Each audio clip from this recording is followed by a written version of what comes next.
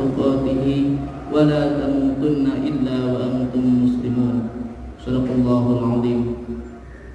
Bapak-bapak, ibu-ibu, jamaah salat subuh yang dirahmati oleh Allah Subhanahu wa taala. Alhamdulillah, di pagi yang cerah ini kita diperkenankan oleh Allah Subhanahu wa taala hadir di masjid yang kita cintai ini, insyaallah dalam rangka yang mulia pula, itu dalam rangka melaksanakan perintahnya salat subuh berjamaah dan dilanjutkan insyaallah kultum, dan mudah-mudahan salat subuh yang telah kita laksanakan diterima oleh Allah Subhanahu wa taala. Salawat beserta salamnya semoga tetap tercurahkan kepada Nabi kita, Nabi besar Muhammad sallallahu alaihi wasallam, kepada keluarganya, kepada sahabatnya, dan mudah-mudahan juga sampai kepada kita selaku umatnya. Hadirin jamaah yang dirahmati oleh Allah Subhanahu wa taala. Di dalam kehidupan ini kita termasuk makhluk yang sering beraktivitas,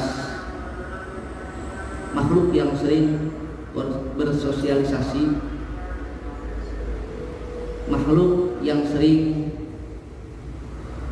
interaksi dengan yang lain, entah itu di dalam masjid, di luar masjid, di kantor, atau di lingkungan kita dan lain sebagainya. Kita sering berbicara, kita sering menyampaikan, kita pun sering berperilaku, bersikap dan lain sebagainya.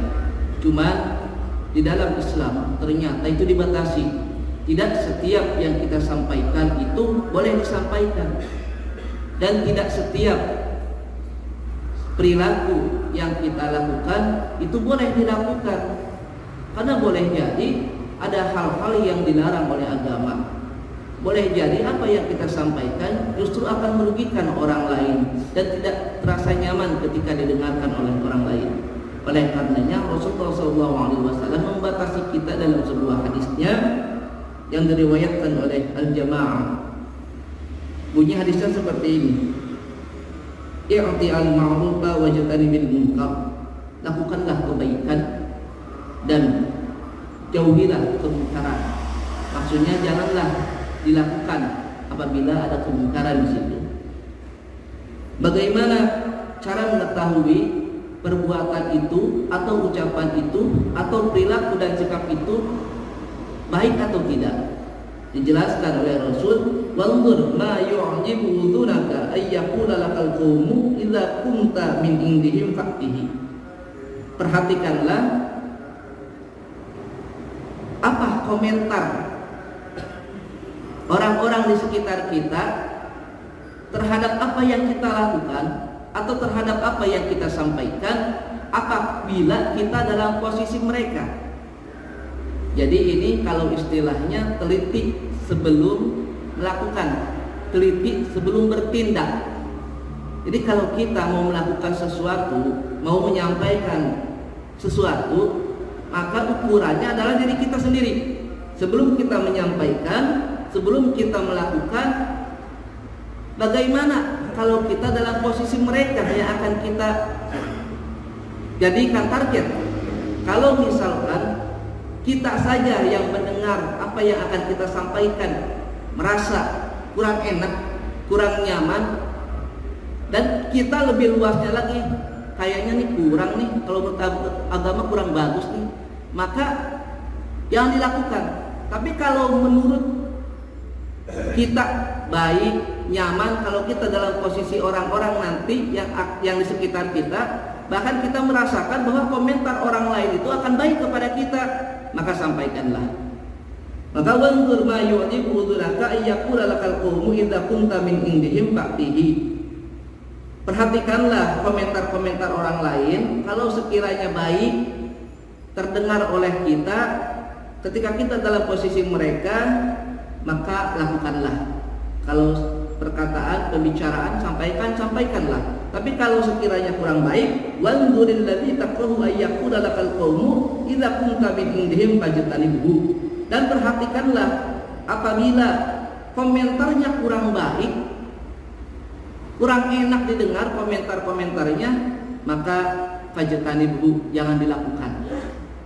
Jadi ada niat baik tapi caranya kurang baik, ada niat baik caranya pun harus baik. Supaya apa? Supaya orang lain bisa menerima hal yang ingin kita sampaikan, supaya timbul dari hati yang ikhlas. Karena ada kata-kata, sesuatu yang keluar dari hati pasti akan masuk ke dalam hati. Tapi sesuatu walaupun kebaikan keluar dari nafsu tanpa dipikirkan terlebih dahulu, tidak akan masuk ke dalam hati. Makanya kenapa ulama-ulama terdahulu kok sangat mudah sekali memberikan jalan hidayah kepada yang lain. Hakikatnya Allah yang memberikan hidayah, tapi jalannya itu apa-apa yang disampaikan oleh ulama-ulama. Kenapa? Karena mereka ketika menyampaikan tidak sekedar menyampaikan saja, tapi dipikirkan terlebih dahulu. Sebelum berperilaku, mereka pikirkan apakah perilaku saya ini akan merugikan orang lain atau tidak, akan memberikan kenyamanan kepada orang lain atau tidak. Itu dipikirkan terlebih dahulu. Dulu ada ustaz, namanya Ustaz Zain. Saya belum pernah bertemu dengan beliau sekalipun, tapi saya sering dengar ceritanya. Beliau lulusan Yaman, sekolahnya di Yaman. Cuman dulu tinggal di Bogor, jauh dari kampung saya. Pancasan kalau nggak salah, nama kampungnya Pancasan. Ustadz Zain itu terkenal sangat mulia akhlaknya. Sampai-sampai udah mungkin ratusan kali orang non-muslim yang masuk Islam bukan karena apa yang disampaikan, tapi karena akhlaknya yang mulia. Dia tidak pernah mengajak, yuk masuk Islam, apalagi dengan gaya-gaya keras misalkan. Enggak. Tapi dia dengan akhlak, dengan penampilan yang memukau sesuai dengan tuntunan Rasulullah SAW, orang justru melihat dia akhlaknya mulia, malah ingin mendekatinya, ingin belajar bagaimana cara bisa seperti itu. Sehingga banyak sekali orang-orang non-muslim masuk Islam karena ma'unah yang diberikan oleh Allah Subhanahu wa Ta'ala kepada beliau melalui akhlak yang sangat mulia. Sehingga ada kata-kata Rasul itu dibenci bukan karena akhlaknya, tapi Rasul itu dibenci oleh orang kafir karena kebenaran yang dia bawa.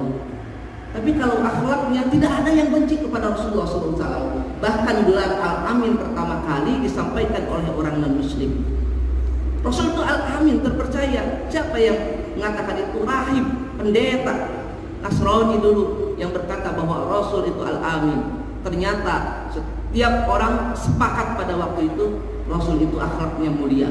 Cuman ketika Rasul membawa kebenaran Islam, disitulah ada orang-orang yang benci kepadanya, bukan karena akhlaknya tapi karena kebenaran yang dibawanya. Jadi kalau ada orang benci sama kita, itu karena akhlak kita, berarti kita yang salah. Tapi kalau ada orang benci kepada kita karena kebenaran yang kita bawa, oh berarti dia yang bermasalah. Hadirin jamaah rahimakumullah. Dalam Islam itu semuanya diatur sekali. Bagaimana cara berbicara, bagaimana cara bersikap, bagaimana cara berperilaku. Jadi kita penting sekali belajar hal-hal seperti itu. Kelihatannya ringan tapi agak sulit kalau dilakukan. Apalagi kalau kita sering terbiasa melakukan hal-hal buruk, itu sangat sulit untuk berubah jati diri kita ke sesuatu yang lebih baik lagi, itu akan sulit. Tapi kalau kita mau berusaha, insya Allah pasti bisa. Hadirin jamaah rahimakumullah. Terlebih jauhnya lagi bagi kita yang sering bepergian, mungkin bagi kita yang sering pindah-pindah tempat pekerjaan, karena ada orang yang kerjanya di sini ya rumahnya di sini. Begitu tempat kerjanya pindah lagi, rumahnya pindah lagi, dan lokasi pun pasti pindah lagi. Nah, bagi orang yang sering berpindah-pindah tempat karena berpindahnya pekerjaan, itu sangat penting hadis ini dilakukan. Untuk apa? Untuk mempelajari dulu lingkungannya. Lingkungannya sekedar mempelajari dulu. Jangan-jangan apa yang kita sampaikan tidak diperkenankan di lingkungan itu, termasuk tata cara ibadah kita. Makanya dulu waktu saya dipinta baik ke sini ataupun dulu di Bekasi, disuruh mengimamin salat. Ini hal yang sangat ringan dulu. Saya tanya dulu kepada DKM-nya, di sini kunut gak? Kata saya, subuhnya. Oh enggak Ustaz, enggak kunut. Ya saya tahu. Tapi kalau tiba-tiba saya enggak bertanya dulu, saya kunut aja. Allahumma hdina fiman hadait, bukan diaminin, malah ribut di belakang. Bikin rusuh. Karena setiap orang itu kadang-kadang tidak semuanya paham. Kalau orang yang sudah paham nggak jadi masalah. Imamnya kunut, diaminin. Kalau imamnya nggak kunut, ya nggak jadi masalah. Tapi kalau ini ada orang yang belum paham, kadang-kadang jadi masalah hal seperti itu. Maka kita pelajari dulu. Sebelum saya ke sini, saya tanya dulu kepada Pak Ikin di sana. Pak Ikin itu saudara iparnya Pak Haji Maroto. Pak, katanya di sana kunut nggak? Kalau nggak salah kunut katanya. Ya udah, nggak usah bertanya lagi. Tahu saya. Makanya begitu ke sini untuk memperjelas, silahkan dulu yang biasa di sini ngimamin. Kalau saya tahu, oh zikirnya dijaharkan, oh subuhnya kunut, baru saya ikut. Tapi kalau saya tidak mempelajari dulu, boleh jadi nantinya akan salah dan menjadi masalah kesananya. Oleh karenanya penting sekali untuk kita mempelajari setiap lingkungan. Ustadz Abdul Somad pernah berkata, di Maroko itu madhabnya Maliki. Saya belajar Maliki di sana. Tapi di Indonesia itu kebanyakan Syafi'i. Termasuk di kampung beliau, di Riau. Kalau saya bawa mazhab Maliki ke Riau akan jadi masalah. Makanya harus dipelajari dulu. Ustadz Adi Hidayat pernah berkata, ketika saya berangkat ke suatu tempat, saya mau menyampaikan risalah-risalah agama, apalagi yang berkenaan dengan mazhab, kata beliau. Saya tanya dulu, di sana mazhabnya apa? Nah, nanti sampaikan apa yang biasa mereka lakukan. Jangan memaksakan mereka untuk mengikuti pendapat kita, kata beliau seperti itu. Jadi harus dipelajari terlebih dahulu. Bapak-bapak, ibu-ibu yang dirahmati oleh Allah Subhanahu wa taala, umumnya kesimpulan dari hadis ini ternyata teliti sebelum bertindak. Jadi tidak setiap yang kita sampaikan, tidak setiap yang kita lakukan itu disukai oleh orang lain.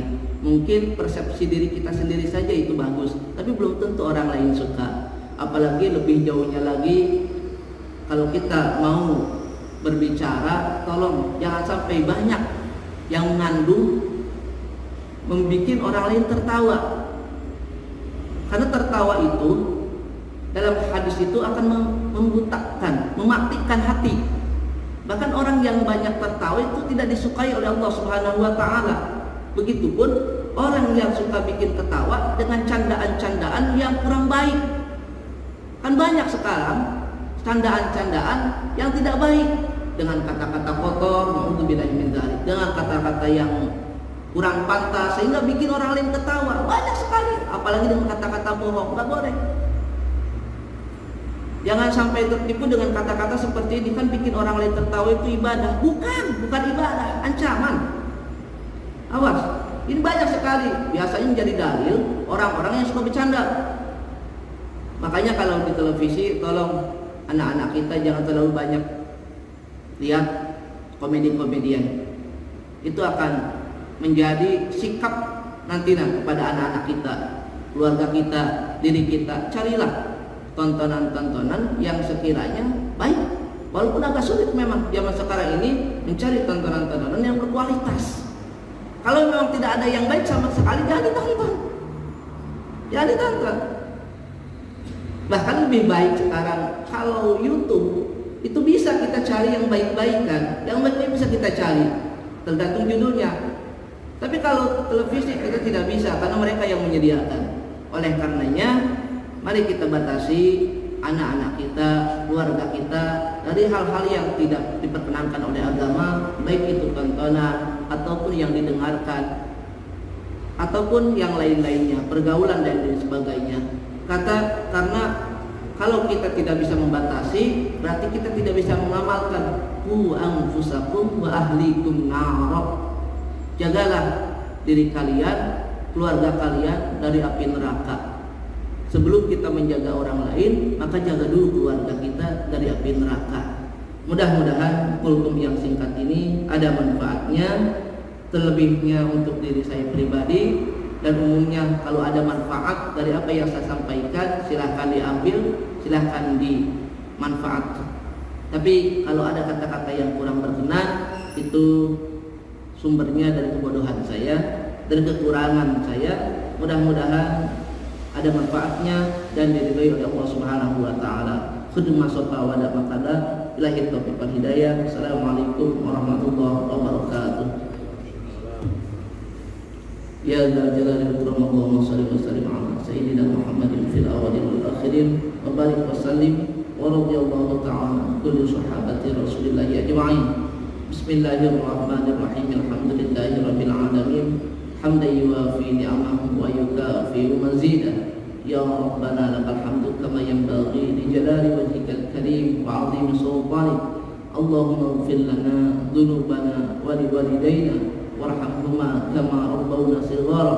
Allahumma inna nas'alukal huda wat tuqa wal 'afafa wal ghina.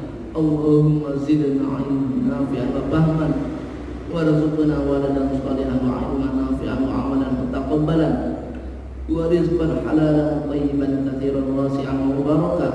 Allahumma ultuf bina fi taysiri kulli 'asir fa inna taysira kulli 'asir 'alaika yasir. ونسألك اليسر والمعافاة الدائمة في الدين والدنيا والآخرة برحمتك يا أرحم الراحمين. اللهم أرنا الحق حقا وارزقنا اتباعه وأرنا الباطل باطلا وارزقنا اجتنابه. اللهم سخر لنا قلوب الناس كما سخرت فرعون لموسى عليه السلام. اللهم لين لنا قلوب الناس كما لينت الحديد لداود عليه السلام. اللهم أصلح لنا ديننا الذي هو عصمة أمرنا وأصلح لنا دنيانا التي فيها معاشنا وأصلح لنا آخرتنا التي فيها معادنا. اللهم اجعل الحياة زيادة لنا في كل خير واجعل الموت راحة لنا من كل شر. اللهم إنا نسألك سلامة في الدين وعافية في الجسد وزيادة في العلم وبركة في الرزق وتوبة قبل الموت ورحمة عند الموت ومغفرة بعد الموت. اللهم هون علينا في سكرات الموت والنجاة من النار وعفو عند الحساب. ربنا لا تزغ قلوبنا بعد إذ هديتنا وهب لنا من لدنك رحمة إنك أنت الوهاب. ربنا آتنا في الدنيا حسنة وفي الآخرة حسنة وقنا عذاب النار. سبحان ربك رب العزة عما يصفون وسلام على المرسلين والحمد لله رب العالمين.